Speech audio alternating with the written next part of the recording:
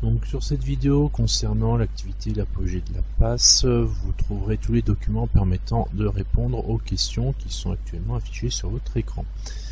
À savoir, en première partie, on va chercher à modéliser une fonction qui permet de modéliser la trajectoire de la balle.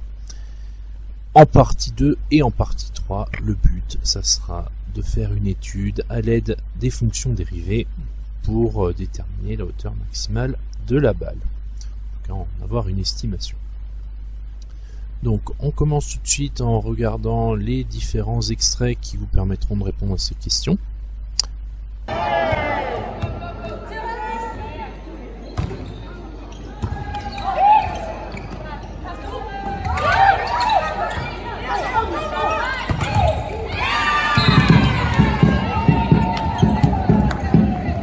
À partir de là, on se concentre sur la passe qui nous intéresse, qui là est en vitesse très ralentie, et si vous regardez bien, n'hésitez pas à mettre votre vidéo en plein écran, vous verrez que la trajectoire de la balle s'affiche sur la vidéo. Donc je vous la repasse en vitesse un peu plus accélérée, en vitesse normale.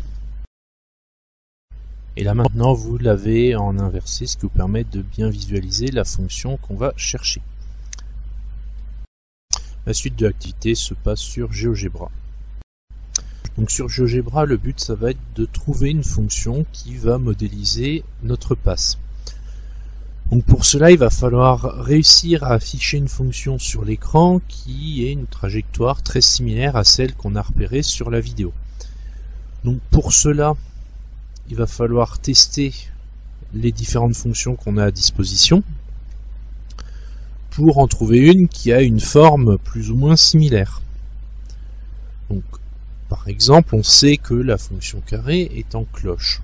Donc ça, déjà, c'est un bon point. Le problème, c'est que là, par exemple, on la voit, elle est inversée. Donc, après, on va y aller en tâtonnant, comme ça, en mettant des signes, en rajoutant des éléments. Par exemple, on peut rajouter plus 1x, on peut rajouter plus 3, et puis petit à petit, on va réussir à construire notre fonction.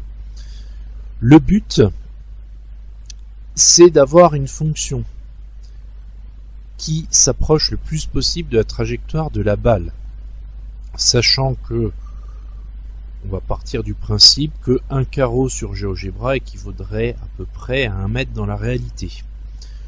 Donc le mieux pour trouver quelque chose qui se rapproche le plus possible de la passe, c'est de se baser sur la taille des joueuses qui font un petit peu moins de 2 mètres, de considérer qu'une joueuse qui saute peut raisonnablement avoir la main jusqu'à 3 mètres de haut. Donc au moment du smash à la fin de la passe, elle peut être à 3 mètres de haut, et à partir de là, eh bien, il faut réussir à trouver une fonction qui va modéliser votre situation. Donc je vous montre par exemple ce que ça pourrait donner, sachant qu'il n'y a pas qu'une seule réponse possible. Alors bien entendu, la zone de texte est floutée.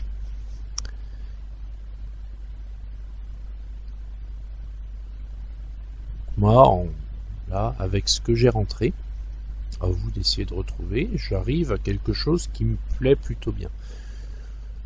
Parce que ici, on peut considérer que c'est à cet endroit-là que la joueuse fait son smash, donc on est bien au niveau de 3 mètres, ce qui pourrait paraître cohérent.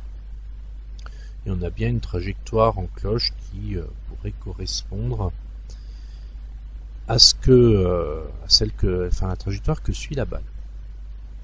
Donc après, il y a toujours possibilité d'affiner et d'essayer d'avoir quelque chose d'encore plus proche de la réalité, de voir un petit peu les différents éléments sur notre fonction qui permettent de trouver des réponses intéressantes.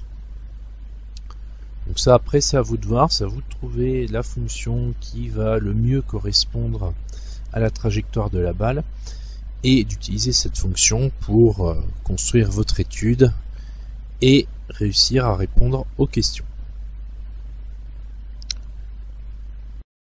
Voilà, donc c'est la fin de cette vidéo. Vous retrouverez le corrigé de cette activité d'ici quelques jours sur la chaîne. avez des questions, n'hésitez pas à les poser en commentaire, sauf si vous êtes un de mes élèves en train de faire l'activité. Dans ce cas-là, posez-moi directement les questions, c'est plus rapide. Et bien sur ce, je vous dis à très bientôt pour la correction et pour d'autres vidéos.